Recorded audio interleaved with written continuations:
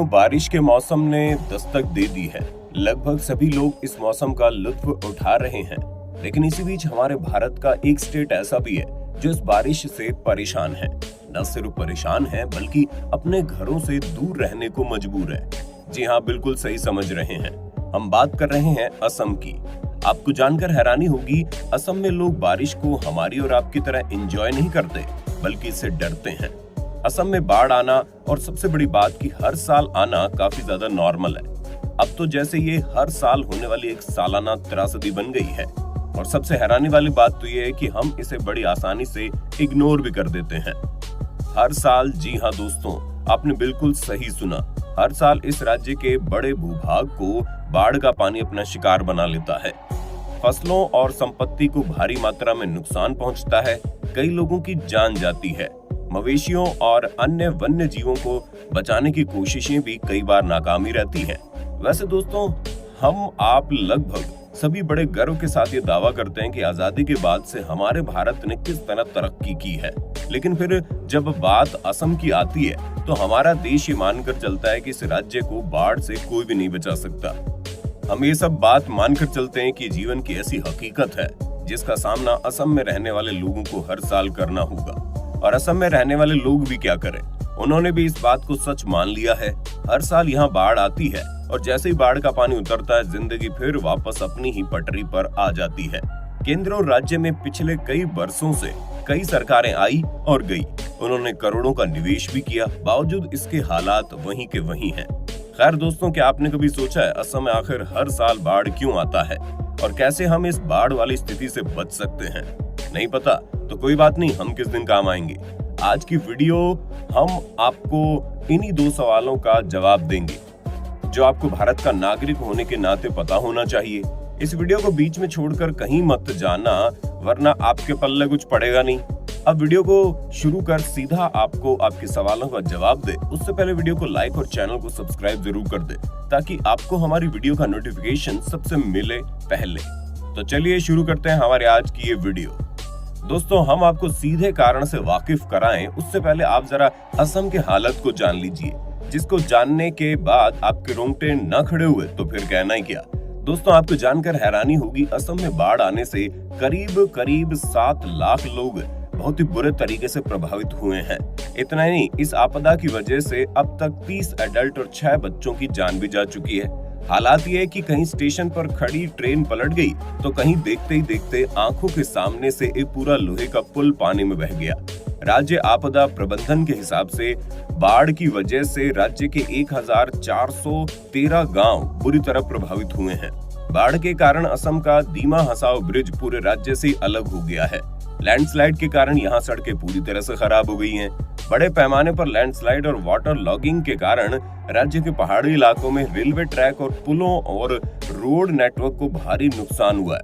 दोस्तों, आप इसे सिर्फ इस साल की घटना समझने की भूल मत करना। हर साल असम में बारिश के दौरान कुछ ऐसा ही नजारा देखने को मिलता है। खैर, चलिए बात करते हैं सबसे पहले उस टॉपिक पर जिसका इंतजार आप तब से कर रहे थे। जी हाँ दोस्तों, आपने बिल्कुल सही समझा। हम बात करेंगे आखिर हर साल असम में बाढ़ आता क्यों है। और हाँ, इस वीडियो को छोड़कर कहीं जाने के बारे में सोचना भी मत, क्योंकि आगे हम आपको बताने वाले हैं कि आखिर इस सिचुएशन से निपटा कैसे जा सकता है। आपकी जानकारी के लिए बता दें, गवर्नमेंट के डेटा के हिसाब से ऐसा माना जाता है कि असम का लगभग 40% एरिया फ्लड जोन एरिया है। हमारे भारत के फ्लड एवरेज में से ये नंबर 4 गुना ज्यादा है। और ऐसा इसलिए है क्योंकि असम की जियोग्राफी कुछ ऐसी है। आप खुद मैप देखिए, मैप में आपको पता चलेगा कि असम अरुणाचल प्रदेश और मेघालय के बीच में पड़ता है और इसीलिए इन दोनों स्टेट से पानी हर साल असम में आता है। क्योंकि मेघालय में भी करीब हर साल कभी ज्यादा बारिश हो जाती है या फिर कभी बादल फट जाते हैं, जिसकी वजह से बाढ़ जैसी स्थिति बन जाती है।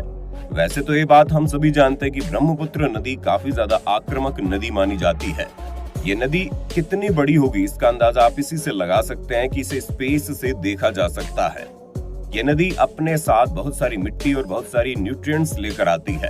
बारिश के वक्त तो ये नदी अपने साथ करीब 2.12 मिलियन मीट्रिक टन सेडिमेंट रोज अपने साथ लेकर आती है। अगर आप इस नंबर को नहीं समझ पा रहे तो इस बात को ऐसे समझ लीजिए कि इतने सारे सेडिमेंट के लिए हमें 1,41,300 ट्रकों की जरूरत पड़ेगी। जी हाँ दोस्तों, हैरान मत होइए, ये ब्रह्मपुत्र नदी हिमालय से निकलती है और बहुत ही स्पीड के साथ अरुणाचल प्रदेश से होते हुए असम में एंटर करती है। क्योंकि असम में भी बहुत सारी रिवर है, जिसके कारण ये ब्रह्मपुत्र नदी उनसे जाकर मिल जाती है। अब हिमालय से ओरिजिनेट होने वाला इतना सारा पानी जब ब्रह्मपुत्र से मिलता है तो जाहिर सी बात है फ्लड आने के चांसेस अपने आप ही बढ़ जाते हैं।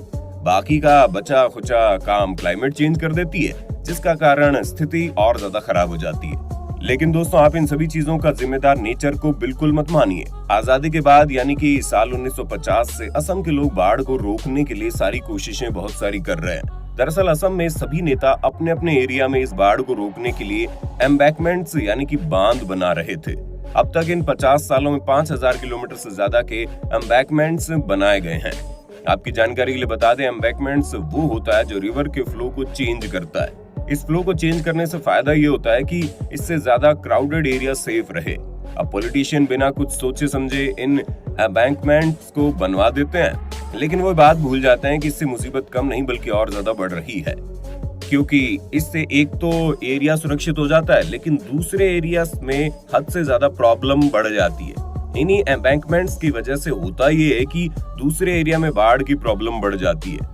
क्योंकि जब रिवर का रास्ता चेंज किया जाता है तो ऐसे में रिवर की स्पीड और ज्यादा बढ़ जाती है। इसके अलावा हम ये बात तो जानते हैं कि गर्मी के दिनों में ग्लेशियर पिघलते हैं, जिसके कारण बारिश होती है। लेकिन पीछे कुछ सालों में साइक्लोन की वजह से इनकी इंटेंसिटी में काफी ज्यादा इजाफा हुआ। वैसे दोस्तों, क्या आपको इस बारे में पता है कि ये बाढ़ असम के लिए बहुत जरूरी है? जी हाँ दोस्तों, आपने सही सुना। जानते हैं क्यों? क्योंकि जब बाढ़ आती है तो इसके साथ सेडिमेंट भी आता है, जिसकी वजह से खेत बहुत ज्यादा फर्टिलाइज रहते हैं। हाँ, असम में बाढ़ एक रियलिटी है, लेकिन अब ये एक नेचुरल डिजास्टर बन गया है, जिसके कारण कई लोगों की जान चली जाती है। दोस्तों, पहले के वक्त में जब बाढ़ आती है तो लोग किसी ऊपर स्थान पर चले जाते थे। ऐसा ही कुछ है उन राइनो द्वारा। लेकिन जब अब बाढ़ आती है तो पानी उस ऊपर के स्थान तक भी पहुंच जाता है। खैर, अब आते हैं दूसरे सवाल पर कि आखिर इस बाढ़ को रोका कैसे जाए। तो दोस्तों, गुवाहाटी यूनिवर्सिटी के प्रोफेसर इस बात को मानते हैं कि इस प्रॉब्लम को सॉल्व करने के लिए हमें बेसिन वाइड अप्रोच की नीड है। हमें फ्लड आने के बाद नहीं बल्कि बाढ़ आने से पहले डिजास्टर मैनेजमेंट की नीड है। इसके साथ ही हमें बात करने की जरूरत है उन कंट्रीज से जहां से ब्रह्मपुत्र फ्लो करती है। इतना ही नहीं दोस्तों, असम को इंटीग्रेटेड बेसिन मैनेजमेंट सिस्टम की जरूरत है, जिसके थ्रू डैम फ्लो का पानी मेंटेन हो सके, साथ ही डिजास्टर को हम रोक सकें।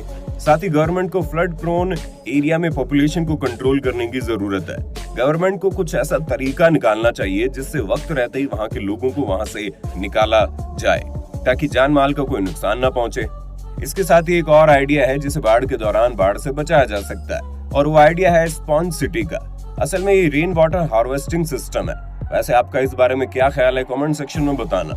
उम्मीद करते हैं आपको समझ में आ गया होगा कि इस समय हर साल बाढ़ आती क्यों है और इनसे कैसे बचा जा सकता है। वैसे आपको क्या लगता है, असम के लिए सरकार को क्या करना चाहिए? कमेंट बॉक्स में जरूर बताइए। वीडियो आपको समझ आई तो वीडियो को लाइक और अपने दोस्तों में शेयर करना ना भूलना। साथ ही ऐसे ही इन्फॉर्मेटिव वीडियोस के लिए चैनल को सब्सक्राइब करके बेल आइकन को प्रेस कर देना, ताकि हमारी वीडियो की नोटिफिकेशन आपको मिले सबसे पहले। धन्यवाद।